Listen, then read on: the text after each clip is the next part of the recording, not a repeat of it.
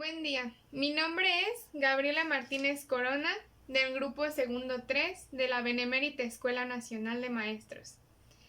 El día de hoy voy a exponer sobre la materia Estrategias de Trabajo Docente, desarrollando 4 preguntas y reflexionando y relacionándolas con varios autores que hemos leído durante estos semestres en esta materia. Muy bien, la primera pregunta es: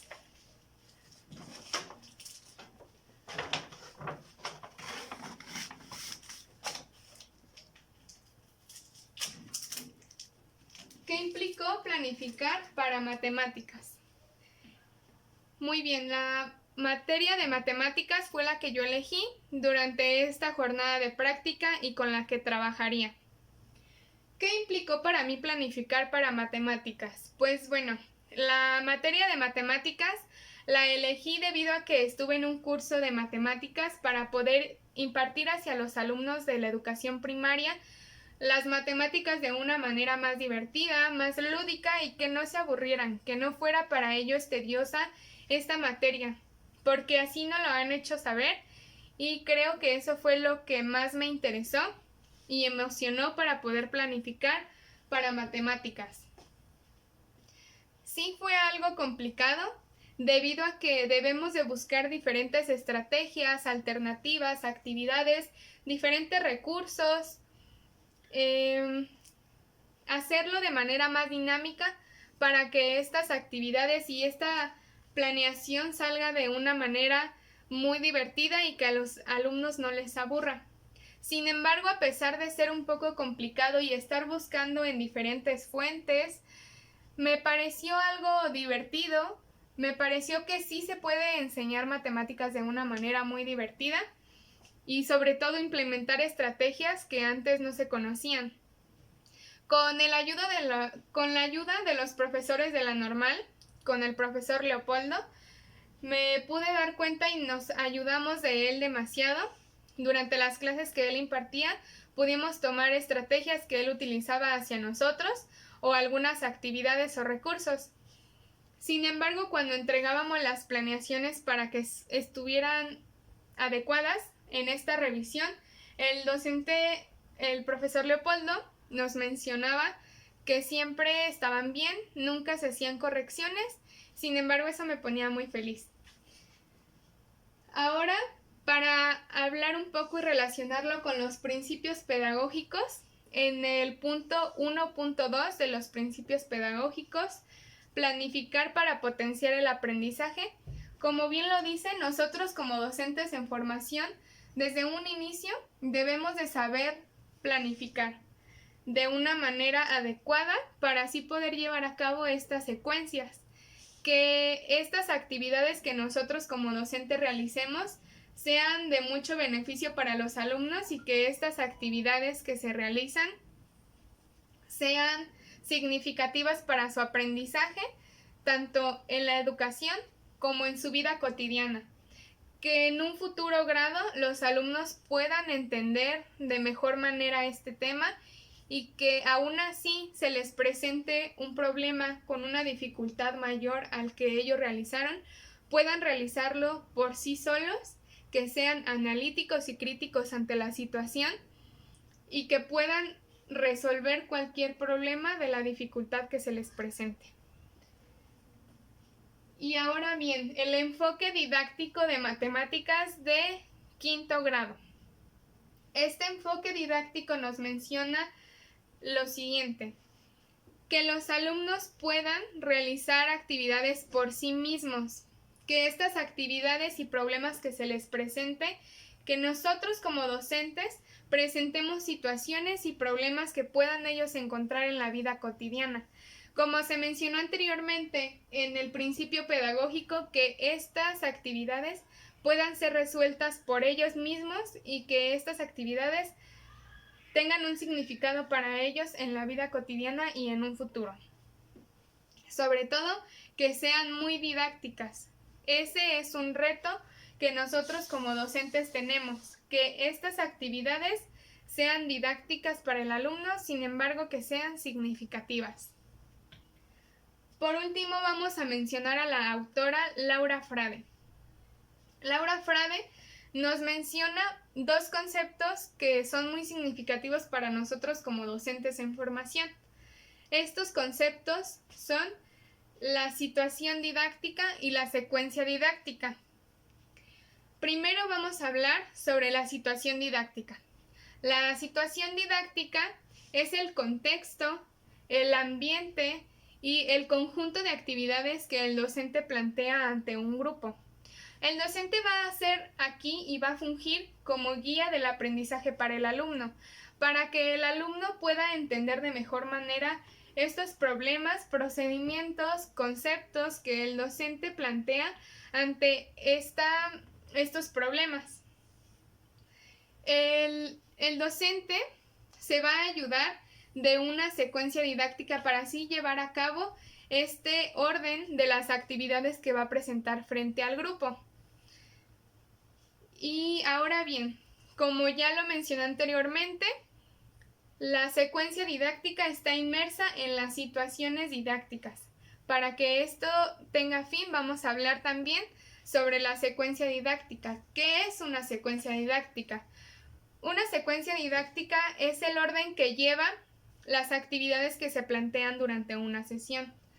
Como bien conocemos, esta secuencia didáctica tiene 3 momentos. Estos momentos es el inicio, el desarrollo y el cierre de la sesión. Como bien sabemos, la secuencia didáctica va enfocada hacia un aprendizaje clave y la situación didáctica va enfocada a una competencia. Esta es la diferencia que tienen la situación didáctica y la secuencia didáctica. Para pasar a la segunda pregunta, que es: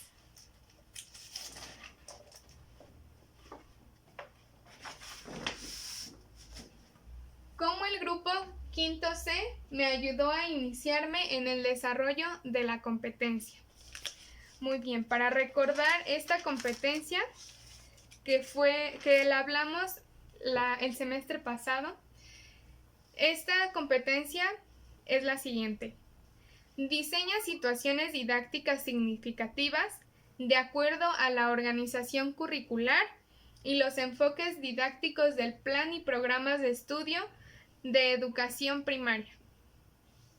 Pues bueno, para iniciar con esta pregunta y poder desarrollarla, voy a hablar un poco sobre cómo era el grupo de quinto C cuando inicié con ellos en la jornada de práctica de observación y ayudantía en el mes de enero. Pues bien, los alumnos del quinto C no contaban todos con los suficientes recursos para poder ingresar a las clases en línea.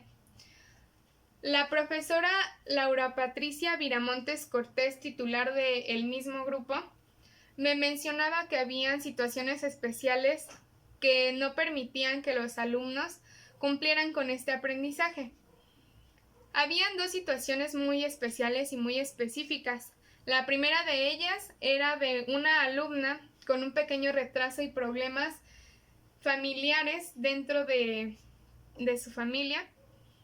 Esto no le permitía conectarse a las clases, además de que no tenían los recursos suficientes para poder ingresar, debido a que eran muchas personas en su casa y que tenían clases al mismo tiempo. El segundo aspecto era de un alumno el cual padecía de COVID junto con toda su familia. Esto también le imposibilitaba el poder conectarse a las clases. En general, el grupo de quinto C era un grupo muy bueno. Al inicio de las prácticas, los alumnos les costaba leer, les costaba participar, no prendían sus cámaras. Sin embargo, la profesora tomaba diferentes estrategias para que los alumnos pudieran interesarse en su clase. Ahora bien, vamos a hablar un poco sobre ¿Qué necesité para planificar las secuencias para el grupo de quinto C de acuerdo a sus necesidades? Como ya lo mencioné anteriormente, me di a la tarea de investigar un poco con la maestra, con ayuda de la maestra titular, cada uno de los casos específicos y no de este grupo. Conocer a fondo qué era lo que los alumnos les hacía falta, qué no tenían en casa. Opté por realizar actividades que ellos pudieran imprimir. Sin embargo, decidí realizar actividades sencillas y concretas que yo pudiera presentar al momento de impartir una clase para que los niños pudieran escribirla y no tuvieran que imprimirla si no tenían esos recursos suficientes. De igual manera, el grupo me demandaba que ellos les gustaba mucho jugar. Las actividades lúdicas para ellos eran la atención que necesitaban. Esas actividades causaban que los alumnos desde un inicio de la sesión les interesara el tema, prendieran sus cámaras, prendieran sus micrófonos y levantaran sus manitas en la aplicación de Google Meet para que ellos se centraran en el tema y estuvieran muy participativos. Eso era lo que a mí me demandaba este grupo. Yo lo conocí con actividades muy tradicionales y cuando presenté diferentes estrategias y aplicaciones para que el grupo se desarrollara de una mejor manera, se sentían muy cómodos y entrábamos en una confianza que el grupo comenzaba a platicar conmigo sobre el tema y así relacionábamos muchos aspectos de la vida cotidiana en las clases. Esto nos ayudó demasiado debido a que para ellos esto era algo muy significativo y podían recordar cosas que tenían en revistas, libros, algo que vieron en alguna película y eso para ellos resultaba muy interesante. Debido a esto y en futuras prácticas que tuve con ellos, me pude percatar de que esto era algo que para ellos y para mí nos favorecía demasiado al momento de poder impartir una clase y poder cumplir los aprendizajes esperados que que necesitaba. Ahora vamos a relacionar también con el autor Tardif, que nos menciona el saber experiencial. Como ya sabemos, el saber experiencial tiene que ver con el aprendizaje que yo traigo de experiencias anteriores, es decir, desde primer grado que pude compartir con alumnos de escuelas urbanas y rurales, me pude dar cuenta de varios aspectos que me podrían favorecer a la práctica docente.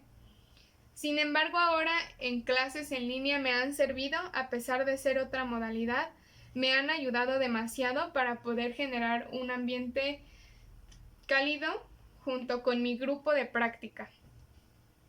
Y como ya lo mencioné anteriormente, este saber experiencial, ahora yo tengo más saberes que alguna persona que está ingresando en este momento a la Benemérita.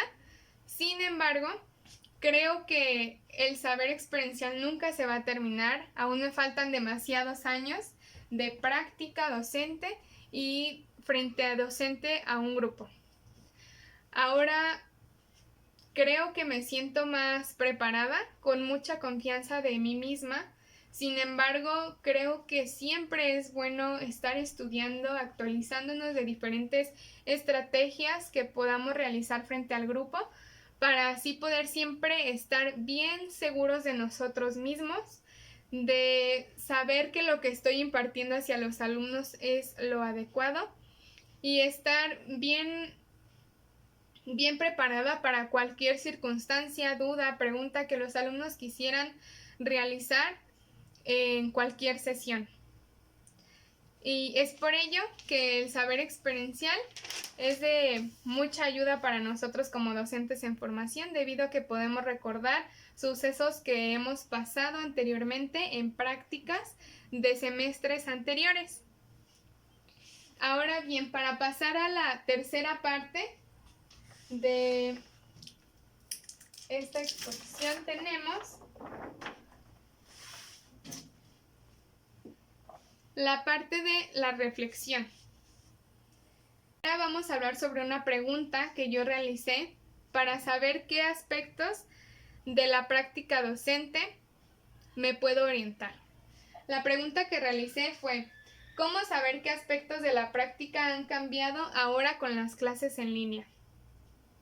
Si bien sabemos que las clases en línea han sido algo complicadas para nosotros como docentes, que hemos tenido que implementar distintas estrategias, aplicaciones y actividades para que los niños puedan cumplir y tener listos estos aprendizajes esperados y las competencias que nosotros queremos que ellos desarrollen por su propia cuenta, es complicado mencionar que a pesar de que en primer semestre tuvimos prácticas presenciales y que los alumnos podían desarrollarse de mejor manera a pesar de solamente ser una observación con ellos, teníamos confianza, ellos podían platicar con nosotros y para mí eso era algo imprescindible debido a que era algo favorable, debido a que los alumnos mostraban esa confianza para nosotros con los maestros o docentes en formación.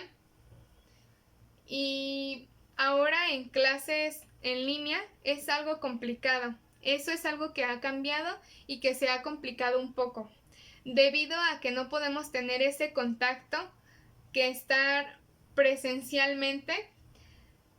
Sería un poco más favorable que estuviéramos en presencial, sin embargo tenemos que buscar esas estrategias nosotros como docentes para poder ganarnos la confianza de los alumnos y ahora también de los padres, porque ahora se ha vuelto un espacio público. Nuestro cuarto o lugar donde tomamos clases, cuarto, sala, habitación, comedor, se ha volvido un espacio público para los docentes, etc. Como bien lo mencionaba anteriormente, tenemos que buscar esas estrategias que nosotros como docentes generemos ese ambiente de confianza, que los alumnos puedan confiar en nosotros para que así puedan prender todas sus cámaras, sus micrófonos y todos participen. Eso es algo que ha cambiado en esta práctica docente a modalidad en línea. Sin embargo, nos tenemos que adaptar y nosotros como docentes debemos de buscar alternativas y estar al día ante diversas estrategias que pudieran presentarse. Ahora bien, vamos a hablar por qué elaborar un diario. Como bien sabemos, vamos a mencionar qué es un diario. Un diario, como bien sabemos todos, es un espacio, un cuaderno, en donde nosotros podamos escribir lo que nos pasa, aquellos acontecimientos que suceden día con día. Nosotros seremos autores de ese diario. Y ahora, enfocados en la educación, como para nosotros que somos docentes en formación, este diario del profesor nos ayuda demasiado a ver qué es lo que hemos acertado o no en las jornadas de práctica, cuáles son los posibles retos que tenemos a futuras prácticas. Y pues bueno, voy a mencionar mi experiencia con el diario del profesor. En la primera jornada de observación y ayudantía, que fue en el mes de enero del 2021, pude percatarme que a pesar de que debía ser yo el protagonista de este diario, fue todo lo contrario. En este primer momento de la práctica en enero, el actor principal fue el alumno. Escribí que las actividades que se habían realizado para ellos habían sido favorables. Escribí que alumnos tenían desaciertos y quienes no. Sin embargo, escribí el por qué. Eso también me pudo ayudar a mí para saber qué es lo que estuve mal al momento de realizar alguna clase. ¿Qué fue lo que faltó? ¿Cuáles eran las necesidades que ellos tenían? ¿Con qué recursos contaban? Y eso también me ayudó a mí para futuras prácticas. Sin embargo, no faltaron los sentimientos y emociones que pude notar que yo sentí en esa primera jornada. Como ellos lo fueron la angustia, la desesperación, la presión que tenía debido a que, a pesar de yo tener muy presente cuáles eran mis tiempos, que yo tenía que ser muy organizada al momento de impartir las sesiones y yo tenía marcados mis tiempos de la sesión, la profesora titular me presionaba con el tiempo y eso a mí me hacía sentir un poco apresurada al momento de yo impartir esta clase. Sin embargo, me relajé y también pude notar ese sentimiento, esa emoción de tener la presión, sin embargo, poder tranquilizarme para que la clase pudiera salir a flote. Y pues en la segunda jornada de práctica, ahí ya pude saber cuáles eran las necesidades de mi grupo y me sentí feliz de que estas primeras clases que podía impartir fueran favorables, de que los aprendizajes esperados se fueran completados. Sin embargo, también escribí las emociones y los sentimientos que me causaron el poder impartir clases. Como ya lo mencioné, una de ellas fue la felicidad, la alegría, el entusiasmo. Aquí, en esta segunda parte del diario, ya fui yo la protagonista de mi diario. Ya pude escribir por qué pasó eso durante mi clase y también escribí algunos retos que en esta jornada sucedieron. Y así los llevé a cabo durante la segunda jornada de práctica docente. En esta segunda jornada, que fue en el mes de mayo y junio, me pude percatar que también fui yo la protagonista del diario. Escribí las emociones. Una de ellas fue molestia debido a que hubo algunos percances con otros maestros. Sin embargo, todo salió adelante y las actividades fueron fructíferas y fueron muy del agrado de los alumnos debido a que todos llevaron su material, todos estuvieron participando y todos prendían su cámara. Eso también me llevó a otra emoción, que fue la felicidad, debido a que podía percatarme de que los alumnos contaban con todos sus materiales debido a que les interesaba demasiado los temas y era algo diferente para ellos debido a que desde el inicio pude percatarme de que se encontraban realizando actividades un poco tradicionalistas y para ellos no era tan agradable. Sin embargo, con estas nuevas actividades que se fueron presentando, estaban muy emocionados, al igual que yo, al finalizar cada sesión, debido a que con la retroalimentación se podía percatar que los aprendizajes esperados se habían cumplido. Ahora bien, vamos a hablar de la tercera pregunta, que es ¿qué implica reflexionar sobre la acción de la práctica? Muy bien, ahora nos vamos a basar en el autor de Perrenot. Este autor nos menciona, hay dos reflexiones durante la práctica, sin embargo nos vamos a centrar la reflexión sobre la acción de la práctica. Esto quiere decir, una vez que nosotros, que ya hayamos escribido nuestro diario, nuestras vivencias o experiencias que tenemos de las jornadas de práctica, al estar analizando, reflexionando cada una de las palabras o acontecimientos que sucedieron durante estas sesiones, vamos a hacer reflexión sobre lo que pasó, si estuvo bien lo que hicimos o no estuvo bien. Esta reflexión sobre la acción nos ayuda mucho a futuras prácticas, debido a que podemos conocer qué fue en lo que acertamos, cuáles son nuestras fortalezas o debilidades como docentes ante la práctica. Y esta me parece muy, muy favorable para nosotros como docentes en formación, debido a que es algo que debemos hacer. Checar cada uno de los días que pudimos practicar y saber qué es lo que nos hace falta y qué no. Muy bien. Ahora, para finalizar, vamos a hablar de la última parte, de la cuarta parte, que son las conclusiones.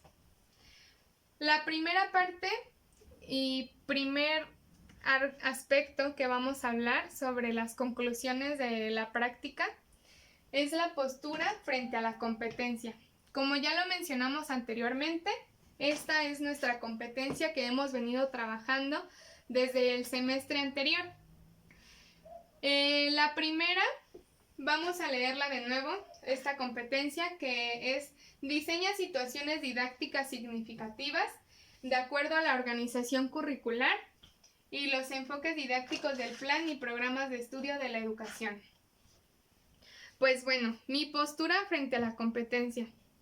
Estoy frente a una competencia procedimental en la cual al inicio de esta competencia, cuando recién pudimos trabajar con ella, me sentía un poco confundida, no conocía tanto del tema, no sabía cómo realizar una actividad didáctica que fuera significativa para los alumnos. Sin embargo, con la ayuda de los profesores de la normal, nos pudimos ayudar demasiado debido a que ellos nos enseñaban cómo es hacer una actividad significativa para el alumno. Y pues bueno, algo muy importante que nosotros como docentes en formación y también ya como docentes frente a grupo debemos de realizar es basarnos siempre en la organización curricular y los enfoques didácticos del plan y programas de estudio. ¿Por qué? Porque ahí es donde viene todo. Como bien lo mencionaban, siempre que un docente nos mencione que debemos de realizar alguna secuencia didáctica o situación didáctica, debemos de basarnos siempre en los planes y programas de estudio de educación primaria, debido a que esta será nuestra guía para poder así llevar a cabo estas actividades. Saber qué es lo que el alumno debe de cumplir en esta sesión, qué es lo que nosotros como docentes debemos de llevar a cabo para que estas sesiones se lleven pues completadas, que los alumnos puedan entender bien los temas. Y pues bueno, ahora que estoy en cuarto semestre, puedo decir que ya sé cómo realizar una situación didáctica que para los alumnos sea significativa y, ¿por qué no?, para mí también lo sea. Porque en un futuro voy a poder entender qué sirve para un alumno, qué le es beneficioso y qué no lo es. Y para que este aprendizaje que se está impartiendo sea muy significativo para su vida futura. Y como segundo aspecto, para poder concluir y dar conclusión de este trabajo que he realizado, es las conclusiones sobre mi desempeño docente.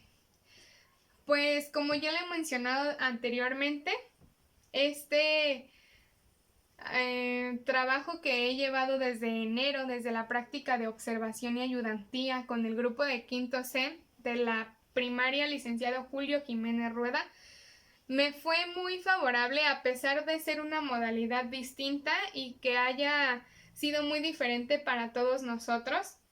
Creo que al inicio nos costó un poco de trabajo, sin embargo nos acoplamos a las necesidades que cada uno de nosotros teníamos, con los recursos que contábamos y qué era lo que los alumnos necesitaban. A pesar de ser algo muy complicado, creo que salió adelante. Al inicio tuve algunos errores debido a que era la primera vez, pero como bien nos lo mencionó Tardif, el saber experiencial nos ayuda demasiado. Ahora de esas primeras prácticas puedo aprender. Aprendí demasiado, conocí mis errores y mis experiencias que tuve en el pasado. Ahora, en esta última jornada, me fue muy favorable porque las actividades que se presentaron fueron muy dinámicas y muy significativas para los alumnos, debido a que se presentaron muchos ejemplos de la vida cotidiana e incluso los mismos alumnos del grupo me mencionaban aspectos que ellos podían encontrar en su vida cotidiana. Algo también que me fue muy favorable y que me dio mucha emoción al tener yo en mi práctica y mi desempeño docente fue que los alumnos se presentaban de una manera con mucha confianza, es decir que al llegar a la clase todo se sentía como si nos conociéramos de mucho tiempo y los aprendizajes se cumplían. Al final de las sesiones que se realizaban las retroalimentaciones, los alumnos pues entendían muy bien el tema. Y por otra parte, también quiero mencionar que en mi desempeño como de esta práctica docente, la maestra titular también me hizo observaciones. Al final las sesiones me comentaba, puedes mejorar estos aspectos, o en mis evaluaciones que se realizaban cada una de las jornadas de práctica, pude tener algunos aspectos en los cuales estaba fallando o no estaba dando mi 100%, y eso me ayudó para poder mejorar cada una de las sesiones, cada una de las jornadas de práctica, y que fuera un aprendizaje pues muy favorable para mí como docente en formación, para los alumnos y la maestra titular. Así fue como se cumplió, y al finalizar la última jornada de práctica fue favorable y la docente titular me felicitó, me comentaba que habían sido cumplidos estos aspectos que estaba fallando, pero que al final pudieron salir pues perfectos al final. Y pues así sería mi conclusión de todo el trabajo. Y pues gracias.